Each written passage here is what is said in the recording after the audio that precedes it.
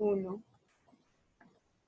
Un cordial saludo para todos nuestros compañeros y docentes. El día de hoy, mi compañera Daniela Castañeda y mi persona les vamos a exponer sobre los protozoos.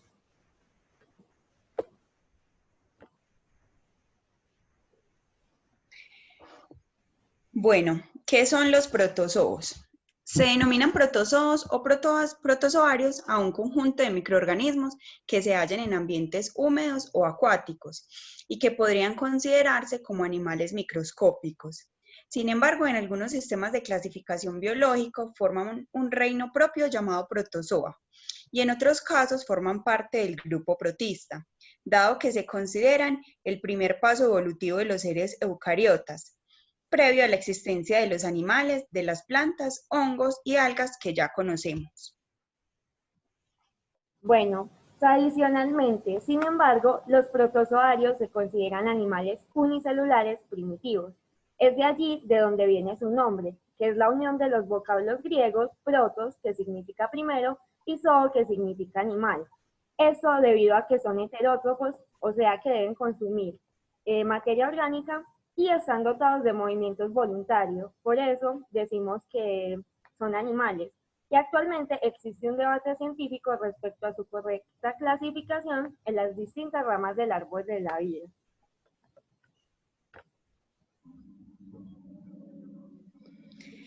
Bueno, hay muchos estudios que demuestran que esos microorganismos llevan muchos años de existencia. Se piensa que los protozoos tengan en nuestro planeta aproximadamente unos 1.630 millones de años, desde su aparición inicial, que fue en un periodo denominado Mesoproterozoico. Su origen coincide con el surgimiento de las primeras células eucariotas, o sea, son aquellas células que tienen un núcleo celular definido, y con la primera inauguración subsiguiente de una amplia categoría de seres vivos. Diversas teorías intentan explicar ese paso del mundo simple y primitivo de los procariotas al mundo de los eucariotas, y una de las más aceptadas tiene que ver con un proceso de endosimbiosis entre dos organismos procariotas. Conocemos el término de endosimbiosis como la asociación en la cual un organismo habita en el interior de otro organismo. Esos primeros organismos eucariotas fueron justamente los primeros protozoos de la historia. Bueno, los protozoarios tienen tres características fundamentales en su morfología. La primera es que poseen un tamaño microscópico y forma variada. En su mayoría, los protozoos miden entre 10 y 50 micrómetros. Sin embargo, hay algunas especies que pueden crecer hasta un milímetro o incluso más. Y sus formas, en cambio, oscilan entre amorfos, como son las amebas, o de una forma alargada y ovalada, como lo son el paramecium. Bueno, una segunda característica es que son organismos unicelulares, como en un principio se habló. Y eso quiere decir que su cuerpo, todo, es una única célula y está dotada de organelas y estructuras diversas que cumplen funciones nutricionales, móviles, entre otras. La tercera característica es que poseen movilidad propia. Estos se desplazan a través de flagelos, cilios o el alargamiento de sus citoplasmas como si fueran dedos.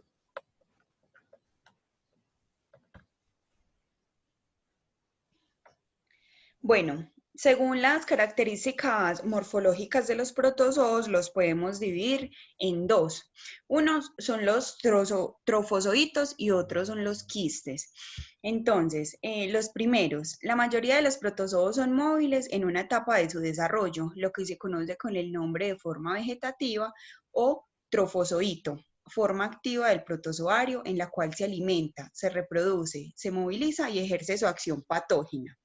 En los segundos, algunos de estos tienen la capacidad de transformarse en un quiste, una forma de resistencia a la desecación, a los cambios de temperatura, pH, humedad, concentración de oxígeno, entre otros, y de transmisión, que es la etapa infectante, y también de multiplicación. Esto lo podremos resumir en que se dividen entonces en dos, como ya les había dicho, el trofozoito y el quiste. El primero se alimenta, por fagocitosis y se reproduce conocemos el proceso de fagocitosis, en el cual ciertas células y organismos unicelulares capturan y digieren partículas nocivas o de alimento.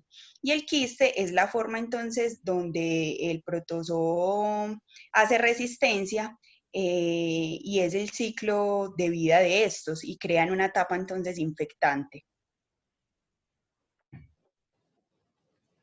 Bueno, en la imagen que podemos ver en la diapositiva podemos encontrar la estructura de un protozoo ciliado. Como pueden ver, tenemos el citoplasma, tenemos los cilios, que son los que con los que el protozoo se puede movilizar. Tenemos el micronúcleo y el macronúcleo, tenemos la vacuola contráctil, orificio oral, vacuola alimenticia y el poro anal. Y obviamente el citoplasma. Bueno, el componente fundamental del cuerpo del protozoo es el protoplasma, el cual está diferenciado en núcleo y citoplasma.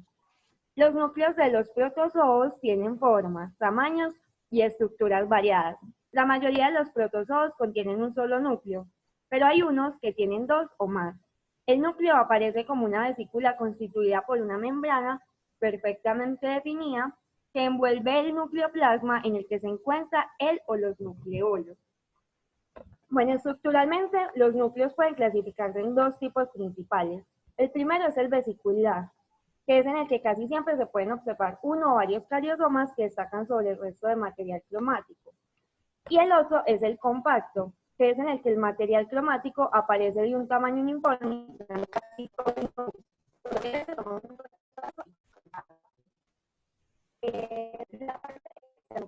cuerpo del protozoo es el citoplasma, que está compuesto de un sistema de que está formado por una característica. Una ectoplasma y la parte medular se llama endoplasma. El citoplasma se encuentra en el citoplasma con la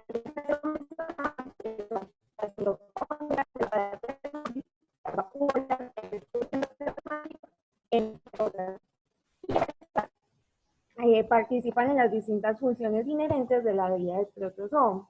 La superficie del cuerpo está cubierta por una membrana cuya estructura se corresponde en principio con la membrana unidad de cualquier célula. Este sería el caso de la plasmamembrana o plasmalema de muchos protozoos, normalmente de las amebas y de algunos flagelados, y en otros protozoos como los flagelados, presenta una estructura más complicada y recibe el nombre de película.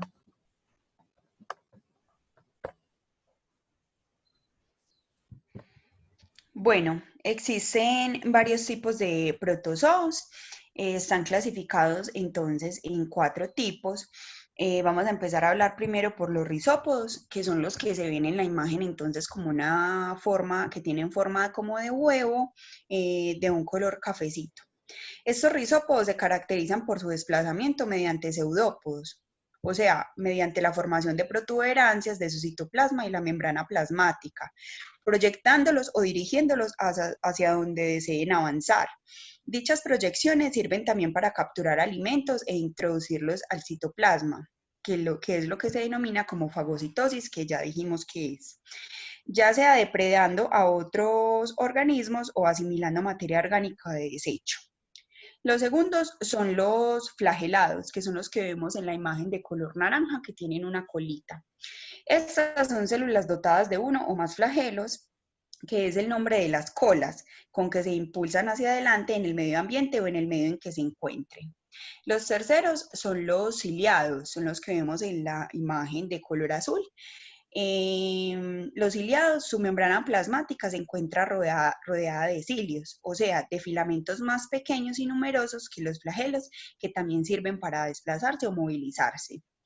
Los cuartos son los esporozoos, son protozoos parásitos y no tienen mucha movilidad, que poseen una fase de división múltiple conocida como la esporulación, que es un tipo de reproducción asexual que consiste en reproducir esporas o endosporas. Son estructuras resistentes que generan un nuevo individuo idéntico. Bueno, como nuestra compañera lo dijo, Los protozoos se movilizan sirviéndose de organoides como los pseudópodos, los flagelos, los cilios y las membranas ondulantes. Y dependiendo de la presencia de estos organoides, los protozoos se pueden dividir en rizópodos o sarcodinas, en donde los movimientos dependen de unas proyecciones del ectoplasma o pseudópodos. Los mastigoporos o flagelados. Estos poseen unos filamentos que se originan en el ectoplasma llamados flagelos. De esta manera, los protozoos pueden desarrollar movimientos hacia adelante, que es lo que conocemos como propulsión, o hacia atrás, que es lo que conocemos como tracción. Bueno, los ciliados, que son protozoos que poseen el cuerpo rodeado de numerosas estructuras protoplasmáticas o cilios. Y por último, tenemos los esporozoarios, que son protozoos que carecen de organoides para la locomoción.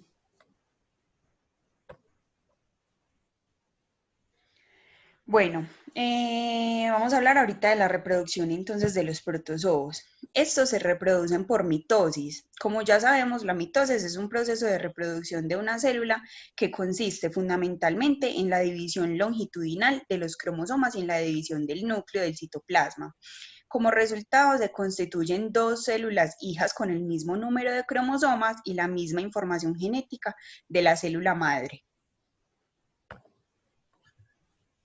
Bueno, según la manera en que los protozoarios obtienen y utilizan las materias nutritivas, se pueden dividir en dos, el holozoico y el saprozoico. Bueno, el holozoico es cuando el protozoo ingiere y digiere los nutrientes, mientras que el saprozoico es cuando el protozoo absorbe el material nutritivo del medio que lo rodea. La alimentación de los protozoos suele realizarse mediante la captura del alimento que penetra en el citoplasma a través de una abertura de la membrana. En el citoplasma se forman vacuolas nutritivas y los residuos son expulsados por las vacuolas fecales.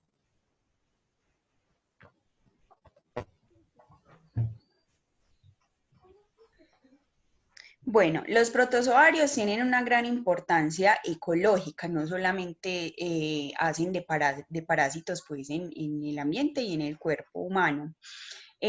Los flagelados autótrofos, por ejemplo, son productores de materia orgánica en ambientes acuáticos. En cambio, los flagelados heterótrofos, como muchos ciliados, arcodarios, al alimentarse de otros organismos, actúan como depredadores y ayudan en la descomposición de la materia orgánica. Los protozoos pueden servirnos como indicadores de yacimientos petrolíferos o como numilites fósiles que sirven como datación paleontológica.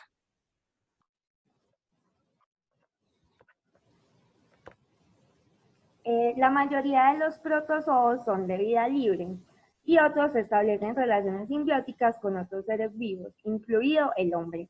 Esta adaptación al hospedador tiene como consecuencia la aparición de modificaciones fisiológicas, estructurales y morfológicas en relación a sus homólogos de vida libre. Bueno, algunos requieren varios hospedadores, como lo son los heteroxenos, esto para completar su ciclo vital, pudiendo presentar en cada uno de ellos una morfología, metabolismo y mecanismo de reproducción diferentes. Bueno, las algas y los protozoos pertenecen al mismo grupo, el protista. Sin embargo, tienen una característica fundamental muy importante que los diferencia entre sí. Se las vamos a explicar a continuación. Bueno, la principal diferencia entre ellos es que las algas son capaces de fabricar su propio alimento, así como en las plantas, mientras que los protozoos ingieren otros organismos o moléculas orgánicas como lo hacen los animales. Esto en términos científicos se puede resumir en que las algas son autótrofas y los protozoos son heterótrofos. Bueno, a continuación les vamos a explicar algunas de las enfermedades que producen estos microorganismos unicelulares. Bueno, la intoxicación producida por los dinoflagelados. La intoxicación por productos de mar puede ser causada por pescados o mariscos. Generalmente la intoxicación por pescado resulta de una de tres toxinas, sea la ciguatera, la tetrodotoxina o la histamina. La toxina es producida por ciertos dinoflagelados, que son organismos marinos microscópicos que sirven de alimento a los peces y que se acumulan en su carne. Bueno, los síntomas pueden iniciarse entre 2 y 8 horas tras la ingestión del pescado. Los retorcijones abdominales, las náuseas, los vómitos y la diarrea, que son algunos de los síntomas, duran de 6 a 17 horas. Los síntomas más tardíos pueden incluir picores, sensación de hormigueo, dolor de cabeza, dolores musculares, trastornos térmicos y dolor facial. Bueno, otra de las enfermedades producidas por los protozoos es la babesiosis, causada por un protozoo denominado Euglenoides. Este es uno de los protozoos flagelados más conocidos y son comúnmente están presentes en agua dulce. Entonces, la babesiosis es una infección de los glóbulos rojos causada por estos microorganismos. Entre los síntomas que se pueden presentar con esta afección incluye la fiebre y la anemia causada por la rotura de los glóbulos rojos. En los pacientes a quienes se les ha extirpado el vaso, riesgo de muerte es alto, ya que este órgano forma parte del sistema linfático, que combate las infecciones y mantiene el equilibrio de los líquidos del cuerpo. También contiene los glóbulos blancos que luchan contra los gérmenes. También ayuda a controlar la cantidad de sangre del organismo y destruye las células envejecidas y dañadas. A las personas cuyo vaso funciona con normalidad sufre una enfermedad más leve que suele desaparecer por sí sola en el término de semanas o de meses. Otra enfermedad causada por estos protozoos es la giardiasis, que es causada por los zooflagelados. Bueno, la giardiasis es una infección que ocurre en el intestino delgado y es causada por la Giardia lamblia, que es un parásito unicelular. La giardiasis ocurre en todo el mundo, pero es más frecuente en los niños y comúnmente se presenta más en los sitios donde las condiciones sanitarias no son muy buenas. Otra de las enfermedades es la amebiasis. Es causada por un protozoo denominado sarcodino. Este protozoo pertenece al grupo de los rizópodos, ya los habíamos mencionado anteriormente, formado por organismos unicelulares que se mueven gracias a una especie de flujo protoplasmático. Entonces, la amebiasis es una infección del intestino grueso. La transmisión directa se produce a través del contacto con heces o materia fecal infectada. La transmisión indirecta de los quistes es más frecuente en las zonas con malas condiciones sanitarias, igual a la giardiasis. Bueno, otra de las enfermedades es el paludismo o malaria y es producida por el protozoo esporozoario. Bueno, el paludismo es una infección de los glóbulos rojos causada por el Plasmodium, que también es un organismo unicelular. El ciclo de vida del parásito del paludismo comienza cuando un mosquito hembra pica a un individuo infectado y el mosquito succiona la sangre que contiene parásitos del paludismo y llegan hasta las glándulas salivales. Bueno, otra de las enfermedades, yo creo que un poquito más mencionadas, es la toxoplasmosis. Es producida por un protozoo ciliado, que es el protozoo de mayor tamaño que coloniza el intestino del hombre. Esta enfermedad es una infección causada por el Toxoplasma gondii, un parásito unicelular. Las personas se infectan comiendo alimentos crudos o mal cocinados, que contengan la forma inactiva o quiste. Si una mujer embarazada se infecta, pues la infección puede ser transmitida a su feto a través de la placenta. Este es un parásito coccidio de vida intracelular obligada. Su peculiaridad es que a pesar de que puede infectar a muchos animales y seres humanos, su único huésped definitivo es el gato, siendo este el único animal que libera quistes al medio. La toxoplasmosis en gatos se contagia entonces por vía oral. Por eso es que se cuidan tanto a las mujeres embarazadas de estos animales felinos. Bueno, con esto terminamos entonces nuestra presentación. Además de estas enfermedades, pues hay muchísimas otras más. Estas fueron algunas pocas en las que quisimos entonces profundizar. Con esto damos fin a nuestra presentación acerca de los protozoos.